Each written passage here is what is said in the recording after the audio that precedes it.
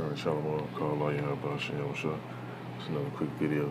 I want to get into showing the characteristics of Esau. Because Esau hasn't been done away with. He's still here doing the same shit.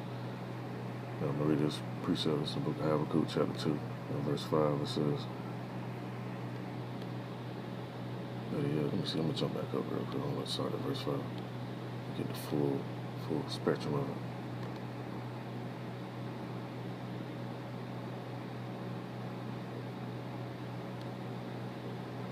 Start at verse 4, the book of Habakkuk, chapter 2, verse 4. Behold, his soul which is lifted up is not upright in him, but the just shall live by his faith. Yet also because he transgresseth by wine, he's a proud man, neither keepeth at home. And who this sound like you? They don't stay at home, they want to go everywhere else around the world and set up bases and shit. It says, who enlargeth his desire is hell, and is as death, and cannot be satisfied, but gathereth unto him all nations, and heapeth unto him all people. Who does that sound like? People are arguing about the withdrawal from Afghanistan, blaming Trump, blaming Biden. Oh, we should withdraw like this.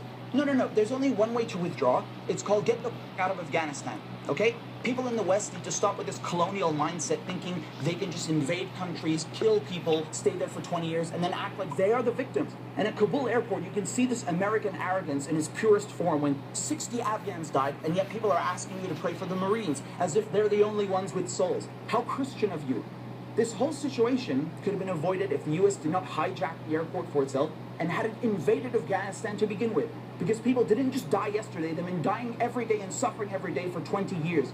But the media don't want you to remember that. They want you to focus on how bad the withdrawal is, so you forget how... Media wants you to focus on TikTok and the baby and shit like that. They don't want you to pay attention to what's really going on, because there's information out here. You just got, like I was talking to this lady earlier, she asked me, have I been keeping up with sports recently? I'm like, lady, I ain't even been watching no sports. I've been looking at what's going on in the world, because there's real shit happening right now. And she actually commended me for that, because a lot of people don't know what the fuck be going on, nor do they care until that shit be on their doorstep. Now, let me get some more precepts real quick. Let me see, give me 1 minute.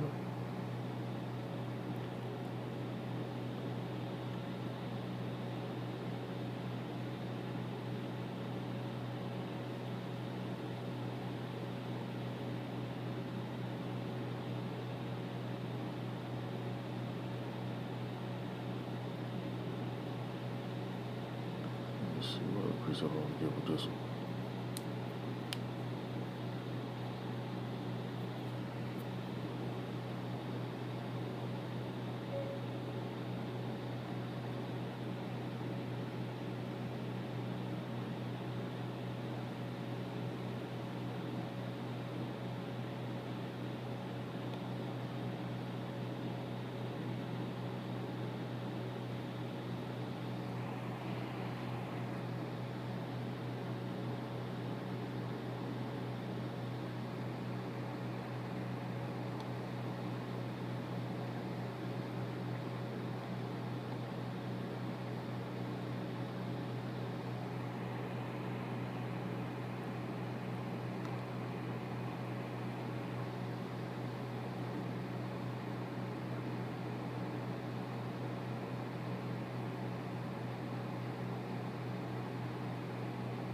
All right, here we go. This is all I'm looking for. I'm right here on it. I'm going to search somewhere else.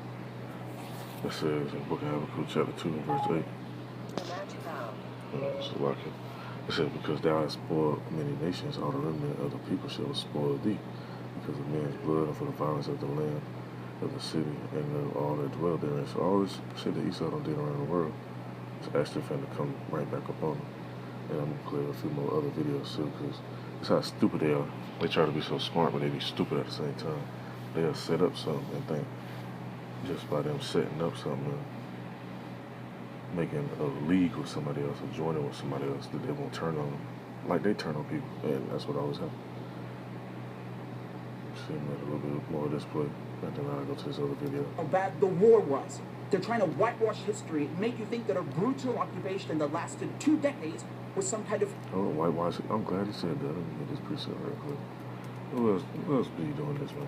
There's only one person on this earth, or a nationality of people on this earth that do this. They whitewash history.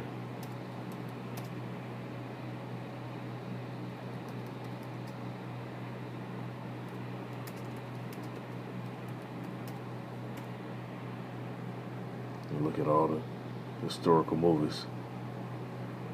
What everybody look like in the movies. That ain't no coincidence. It's the book of Job, chapter 9, verse 24. It says, the earth is given into the hand of the wicked. Who's actually running the planet right now? Now, yeah, people be simple and be like, oh, God run the earth. Oh, no, Satan running the earth right now. But who's physically running the earth right now? Who controls the banks and the resources and all that stuff right now? The wicked. And who are the wicked? You already know, I ain't gotta tell you. It says he covers the faces of the judges thereof. If not, where and who is it? Who do that? You watch a movie about Moses. Who made that character like that? You watch the movies about Samson and John the Baptist or the Lord or whatever. Who do that? When you watch the movie about different Roman wars and different stuff like that. Like the movie with what was called 300, if I'm mistaken. The other movie, Troy, those different movies. Hey, you mean to tell me some of the hottest regions on the earth, everybody Caucasian? Well, who pushed that out there? Who put out that narrative? The people that's running the earth, the wicked. They're the ones that do that. Because you actually really do your research and go back in history, a lot of those gladiators were men of color, those poets back in Greece, different musicians, those prophets were men of color, those different kings, different people that ruled over in Great Britain, Germany, Ireland, Scotland, all different areas around the world. But let Esau tell you what they do. Let me run this man. What he say? Let's hear it from the horse's mouth. Make you think that a brutal occupation that lasted 2 decades was some kind of humanitarian mission. 3,000 people tragically lost their lives on 9/11. And after the U.S. was, they want you to focus on how bad the withdrawal is, so you forget how bad the war was. They're trying to whitewash history and make you think that a brutal occupation that whitewashing the motherfucker. That lasted 2 They have you thinking we ain't shit. The whole time we've been inventing most of this shit. decades was some They ain't helping win these wars. kind of humanitarian mission. 3,000 people tragically lost their lives on 9/11. And after the U.S. invaded Afghanistan and Iraq, who had nothing to do with 9/11, they killed 10, 20 times more people. You call that a war on terror? That's a war of terror. And then you have these generals going on CNN yesterday claiming that ISIS did the attack in collaboration with the Taliban, their enemy. They just make up the most insane crap to try and keep the war going. Today it's Al-Qaeda, then it's Al-Qaeda in Iraq, then it's ISIS, then it's ISIS-K. It's never ending. They always have a new excuse, a new boogeyman, just keep making up new threats to bomb this country and invade that country and sanction this country. Meanwhile, the defense and weapons contractors, their friends, are making trillions of dollars. And if you look where these groups come from, who funded them, it's the United States. The U.S. says it's... See, he got a point. I'm going to just pause it right there because he know a little bit. He's not going to really go into the full spectrum of who's doing it. The elites fund that shit. Not no damn, just no U.S. U.S. get the funding from the elites. The big families, the banking families. You got puppets here, people that you see, front men. Just like you got a business, you got a company, you got a front man that you see. You don't see who running that shit, but you see somebody that's the front man. Let me scroll down some more. Let me see what else I want to go to.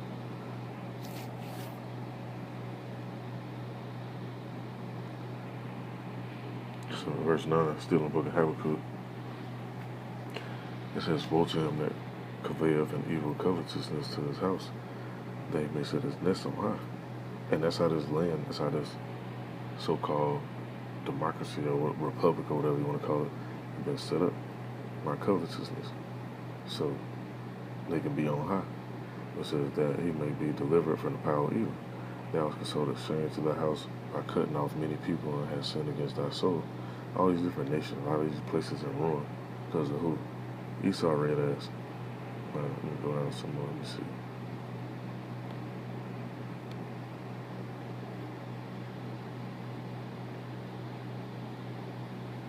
Let me see where I'm going to go at. What else I want to grab from out of this. That's it for that. Let me go to another one.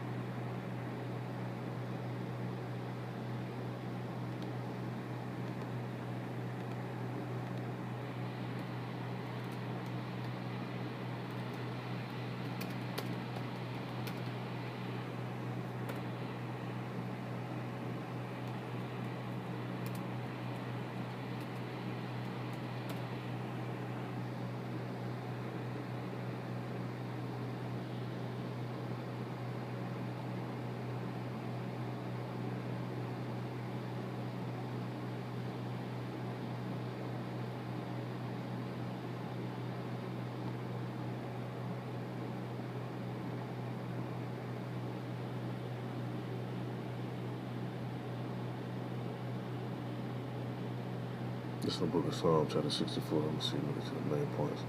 And I'll pull this other video up and I'll end this off.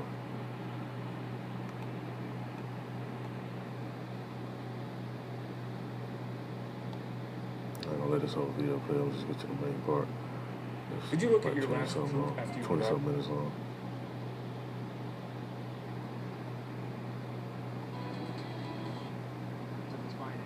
President Biden's job performance. Get started.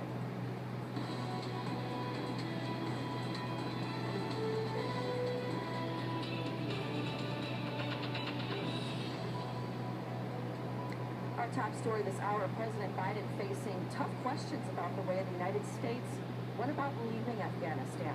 Today there are more reports that some Americans still remain in the war-torn country. Still though, the commander-in-chief is defending his decision to end America's longest war. RT's John Huddy joins us live from Miami. And John, it's been almost 24 hours since the president's speech to the nation. How are Americans now reacting? Well, pretty divided. There are various polls that have come out and are coming out showing that President Biden's overall approval rating has really dropped since the attacks in Kabul and the mass evacuation effort was ongoing and then, of course, ended.